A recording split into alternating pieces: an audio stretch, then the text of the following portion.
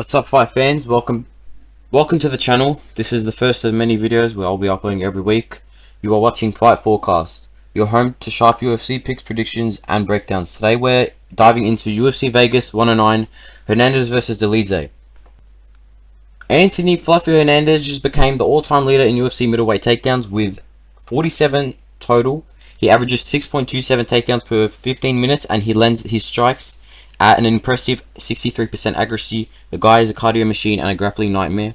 He is among the second largest active winning streak in the middleweight division in 7. The only person above him being the champion in Dricus du Plessis. So could this mean with a win here a title shot or a title eliminator? We will see. Across the cage, Roman Dolidze is no slouch, ranked 10th in the middleweight division. He is riding a 3-fight win streak and has a devastating ground and pound, but his takedown defense sits at around 33%, which makes this stylistic matchup very interesting. So today we'll be starting at the very first fight of the night in Gabriela Fernandez versus Julia Stoliarenko. Gabriela Fernandez's last fight was, I believe, which is her last fight, was against Wang Song. She was a -1,000 favorite, if I'm not wrong, which Gabriela Fernandez went ahead and submitted her in round number 2 after knocking her down. I have faith in Gabriela Fernandez, one regardless. She was coming off a 2-fight losing streak before that, but I see fight in her. I see determination. She does have good striking. She can grapple. She's very well rounded. Julia, she does not have a very good UFC run. Her record alone, 11-8, is not good. But what's worse is her UFC record, 2-6. There's not much to look at. Fernandez is very fast and technical, though. Julia brings toughness and legit submission skills, which she does have. I don't see it being a threat to Gabriela, so I'm gonna pick Gabriela at -400 as the heavy favorite, and I believe she can get the finish. But I'm going to lean towards a decision here. Moving on, Uros Medic versus Gilbert Urbina. I think Uros Medic is going to get this win. Uros Medic did come off a tough knockout loss in 30 seconds to Punahele Soriano in the first fight card of the year. I believe he can easily come back from this one, especially in an opponent in Gilbert Urbina. Gilbert is not too good. Gilbert has a UFC record of 1-2. He's very inactive. His last fight was in February of 2024. The fight before that was May of 2023, and the fight before that was August of 2021. He does not fight very often. He's coming off a KO loss after getting knocked down 2 times. I see very good striking Uros Medic. His striking defense is questionable, but he can tee off on you. He can just pick you apart, and I think he's going to get this one done by knockout or TKO. Moving on, Jocelyn Edwards versus Priscilla Cachoeira. I'm going to pick Jocelyn Edwards. Jocelyn Edwards is the -250 favorite. She is 7 years younger. Jocelyn is a volume striker. Cachoeira hits hard and pushes forward with reckless intent, but though Cachoeira is she's more of a grappler. I see more well-roundedness in Jocelyn Edwards. I think again that will also make a difference. I do think Jocelyn Edwards is going to push the pace in this fight.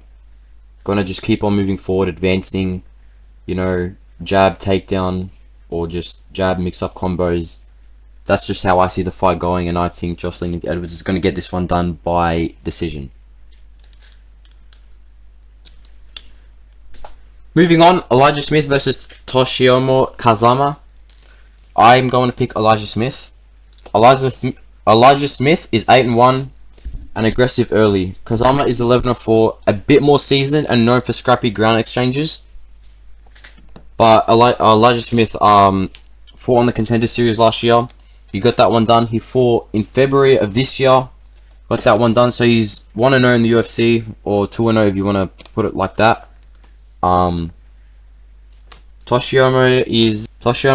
Toshiyomi is 1-1 in the UFC after losing to Rinyu Nakamura in,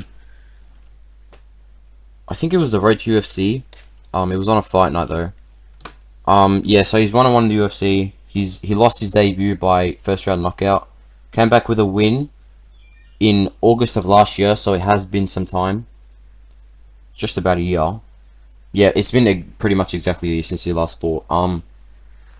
Elijah Smith is very young. Toshiyomi is too, but Elijah Smith is 2 years younger. Toshiyomi has potentially a better skill set. I see just more confidence in Elijah Smith. I see him as the better fighter at the end of the day. I think he's just going to get this one done essentially by whatever he wants, but he will be careful around the grappling exchanges. So I think he will get this one done by decision. Moving on, Julius Walker versus Rafael Cerqueira. Rafael's first 2 fights and last 2 fights in UFC have not been good at all. He got picked up at UFC 308, lost to Ibo Aslan by first round knockout, which was, I believe, in under a minute. He came back and fought Modestas Bukauskas, which he lost also a very similar way. Very, very similar. Bro's just standing high guard, getting caught, falls down, recovers quickly, falls down, and just it never ends well. So he's lost pretty much the same way. Julius Walker fought once, I believe it was short notice, against Alonso Minifield. That fight, both of the guys just had zero cardio. With Julius Walker being a 605 favorite, I believe that's just not how he was, and that's just him at short notice. So I think he will get this one done by knockout also, and he will make a statement. So I'm picking Julius Walker. Moving on, Eric Anders versus Christian Leroy Duncan. I'm gonna pick Christian Leroy Duncan at -575 favorite. Eric Anders is just, he's not at that pace anymore. He's 38 years old. He last fought with Chris Weidman, who's a similar situation, and that was a very competitive fight. He even got knocked down by Chris Weidman. Eric Anders, though he's a wrestler, he tends to stand up quite a bit, and Christian Leroy Duncan is just, he's just not going to have that. So even if Eric Anders decides to shoot a takedown, I think Christian Leroy Duncan's just going to stuff that, keep him standing, or even if he does go to the ground, Christian Leroy Duncan will end up on top, and will find a path to victory in any way. So I'm picking Christian Leroy Duncan. Moving on, Miles John versus Gene Matsumoto. I'm going to pick Gene Matsumoto. His last fight was against Rob Font. Short notice as Dominic Cruz pulled out against Rob Font in February. Gene went in a very close decision. Some people even called it a robbery.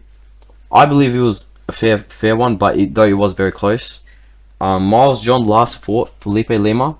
I think that Felipe Lima has very similar skill set to Gene, and I don't see it being any different. So I think Gene is going to get it done by either submission or decision. Moving on, Andre Fili versus Christian Rodriguez.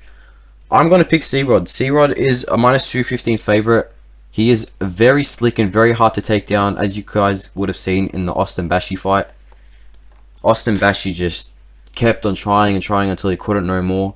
Christian Rodriguez is a very good rangy striker also, but he does have a 4-inch height disadvantage against Andre Fili. But I think he will get it done against Andre Fili, who is 35 years old. He's at a time. He's coming off a loss or two. And his just skill set just doesn't look the same. You know, he's out of his prime. And I see Christian Rodriguez getting this one done at -215. Moving on, Lasman Lucindo versus Angela Hill. The 40-year-old Angela Hill is 17 years older than Lasman Lucindo. You can see Angela Hill's last fight. She got that win. She got the win pretty well. But not with this opponent. I don't see it being the same with Lasman. She's only a slight favorite, but I see it being quite tighter than this. I wouldn't be surprised if Angela did win, but Lasman is just a better all-around fighter. She's a better striker. She's a better grappler, and it's hard. It's really hard to pick Angela Hill at the age she is. So I'm going to pick Lasman Lucindo at -185. Moving on to the co-main event, Steve Erceg versus Odo Osbourne. Steve Erceg was initially supposed to fight with well, actually, he was initially supposed to fight with two different opponents. He was initially supposed to fight against Alex Perez, which turned into Hyung Sung Park when Alex Perez got injured. Hyung Sung Park then got pulled out of that to fight Tatsuro Taira in the main event last week, which he lost, but I believe he will come back.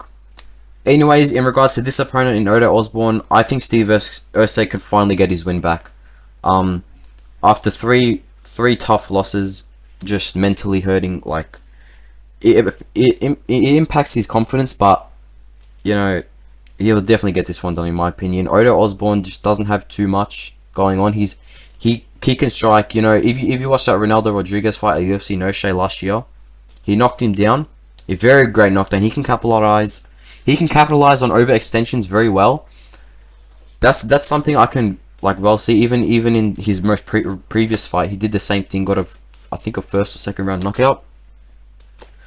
He is good in that regard, but you know, grappling, it's tough. You know, he doesn't really have too much grappling. His cardio didn't look too good, especially in Ronaldo Rodriguez. He absolutely drained him.